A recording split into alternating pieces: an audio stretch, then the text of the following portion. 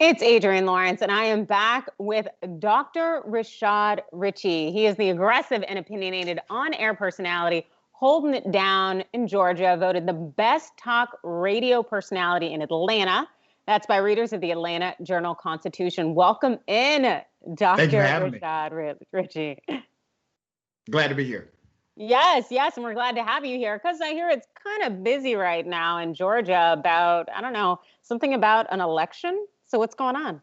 Yeah, it's insane in Georgia. And I got to tell you, every time I see something like Donald Trump calling for the resignation of the Republican governor and calling the Republican lieutenant governor in Georgia a whack job and saying the Secretary of State, who's a Republican and elected, rigged the election, I get a smile. It really brings me joy because I could not have written a script like this to close out the Trump presidency. Here's what's really interesting. Ossoff and Warnock, they have a real chance here to both win in the state of Georgia. And the perfect storm is happening at everything at the same time. You have a natural Republican on Republican voter suppression taking place. You have major Republican leaders in Georgia telling other Republicans, do not vote in this election because the election is rigged. Well, who started that narrative? Who started that campaign? Well, it was Donald Trump. He started it to save face. He started it because his ego could not simply accept he got beat by Sleepy Joe. He started it because he wanted to be able to still say forever that he somehow won, even though there's no evidence of massive voter fraud whatsoever. And because of that narrative, he has now created an opportunity for Democrats to win 2 U.S. Senate races in what was a solidly Republican state. Wow, that is a huge thing. And it's interesting how someone's ineptitude and failures can essentially work to our benefit, but hey, I'll take it.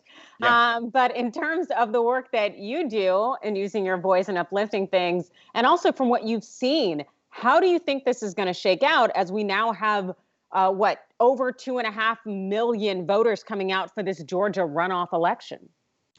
Well, the polling data suggests that somehow Ossoff and Warnock are going to win outside of 5 to 7 points based on the recent polling data. That polling data is inaccurate. This will be a very tight race no matter what. You will not see margins that wide when it comes to this election. You're going to see it tighten up. And the Republicans are throwing everything they can at it, everything from having Trump change his message, sort of, to trying to get counties to throw out certain voters in their vote purge, and a federal judge had to get involved and say, no, you cannot do that. So they're trying to do everything they can do to give themselves a leg up in this election. It will be very close in the state of Georgia. There will not be a runaway, even if Ossoff and Warnock do win. Wow. Well, gosh, this is going to be a very tight race and almost, I guess, as stressful as the presidential race. And we know during that time, there were a lot of accusations of essentially voter disenfranchisement, of keeping people from getting to the polls and creating those hurdles. Have you seen that same thing going on in Georgia right now for this runoff? Well, you always have had some level of voter disenfranchisement for a while in the state of Georgia. And what are we talking about? We're talking about the Secretary of State engaging in massive voter purging. We're talking about people being called inactive because they have not participated in 2 election cycles, and now they have to go through a process to become active again. That has always been there. Those are the hurdles that Democrats have historically talked about. As far as some massive voter fraud taking place that gave the election to Joe Biden and took it away from Donald Trump, that simply doesn't exist. And you're still having a lot of coalition groups that are nonpartisan. They're going out, they're doing the same thing they did in the general election. They're taking people to the polls, they're knocking on doors, they're sending out mailers. I get 5 text messages a day to remind me to vote. They're still doing these things. And also something that happened unique in Georgia that did not happen in other states is that Georgia decided, or Black radio program directors decided to all come together. I'm at one of those stations, and we coordinated our efforts for Get Out the Vote with all of the major urban radio stations. And listen, that's a big deal because typically the rest of the year we're sworn enemies. All right. We're competitors with each other in the marketplace. But for this campaign, we decided to come together and make sure that our message was a coalition building message for people to vote who listen to us every day. Yes, and when we speak about messages in Georgia, we cannot not speak about Miss Stacey Abrams and how impactful she has been after losing that 2018 Georgia gubernatorial election to Brian Kemp, which was largely a result of voter suppression, unfortunately. And so, can you speak about how kind of the voters have been energized by virtue of the fact that it was stolen from Stacey Abrams? Stacey Abrams did something that I have never seen done in politics before. She lost an election and then won the world. Because after she lost the election, she saw the barriers, the challenges. She saw the inside baseball stuff that happened. And she said, this isn't right. And while others were talking about this before she ran, it wasn't the same level of focus. She did nationally what she had already done in Georgia. She registered a lot of people to vote in Georgia before she ran for governor. After she lost that gubernatorial race, she decided to take that operation throughout the United States of America. But here's what else she learned in that process.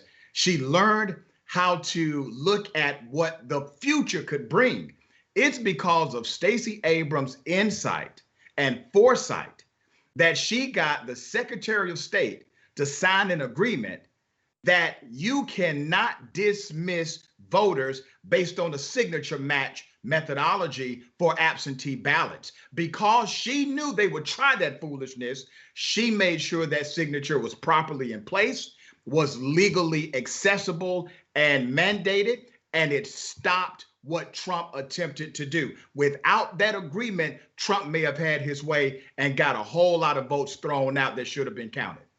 Hey, it really says something in terms of the fire she put down is something that kind of stopped Trump from taking this 2020 election, which is a good thing. Yeah. So she's definitely made her mark. And when it comes to these Democratic senators who are trying to come in there and to make change, what do you expect from them, hopefully, when they get the win in January? They got to go big or go home. That's what I expect. I had a great conversation with Senator Cory Booker, and I said, listen, you all should have learned something when President Obama got elected. And this is what Democrats should have learned. Do not depend on the art of gradualism to get progressive policies implemented and done, voted on, et cetera. You cannot wait on that. You cannot wait on a consensus from Republicans to get the job done. You have to do it when you have the votes to do it. So I'm hoping that the Democratic senators, if they get these two, Warnock and Ossoff, if they get 50, they do something with it, giving Kamala Harris, Vice President-elect, the tie-breaking vote. And I know we keep saying we have 48 Democrats in the Senate. We really don't. We only have 46. Two of them are independents. And we got to make sure they stay in line as well to bring the others to make it 50. Absolutely. And I know it's a very scary thing for a lot of us, especially when we're looking for change and hopefully to roll back some of the terror that has been done over the past for some years. But hey, we have to work with what we can. And so in terms of the things that you are working with right now, what is in front of you immediately other than this runoff race? It's really nothing else. I mean, this runoff is everything. January 5th, my world does not exist beyond the 5th of January. And the reason is because I understand this is a game of chess, not checkers. And if we can align ourselves with the right players, we can get a lot done. I'm a policy guy. I'm not a personality guy. To be honest with you, there are a whole lot of Democrats I would never have a drink with. But because they believe and accept a policy agenda that's connected to the community I come from, I will support that policy agenda. So for me, January 5th is a policy election. It's not about personality. They can keep throwing these personality Hail Marys against Warnock and Ossoff. I could care less. This is about policy because those policies impact the community that I come from. And I completely and totally respect that. And as much as there are some Democrats you wouldn't have a drink with, there are Democrats I would throw drinks on. And so Right. I fully appreciate that. And so to anybody who is uncertain and still, and I guess has the power there to vote in Georgia for this runoff election, what would you say to them? I would say this. The political art is not a perfect art. The rules of engagement have already been pre-designed. The tools have already been preset. You do not select your leaders, you elect your leaders, which means you do have to look at a composite, a summary of what they represent. Here's what I encourage you to do. Not telling you who to vote for, but I want you to do the research and find which candidate more so aligns with your ideology. And if you can't do it for that reason, do it for this reason. Which candidate helps mama them? Which candidates help the children in your community? Which candidate would have helped you in a situation that you found yourself in? Which candidate believes in what your community believes in? Thank you so much for joining us, Dr. Rashad Richey. Can you tell everybody where they can find you?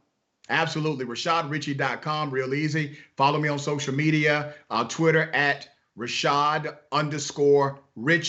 The gram is the same. Thanks so much. Thank you. Thanks for watching the Young Turks. Really appreciate it. Another way to show support is through YouTube memberships. You'll get to interact with us more. There's live chat emojis, badges. You've got emojis of me, Anna, John, JR. So those are super fun. But you also get playback of our exclusive member-only shows and specials right after they air. So all of that, all you gotta do is click that join button right underneath the video. Thank you.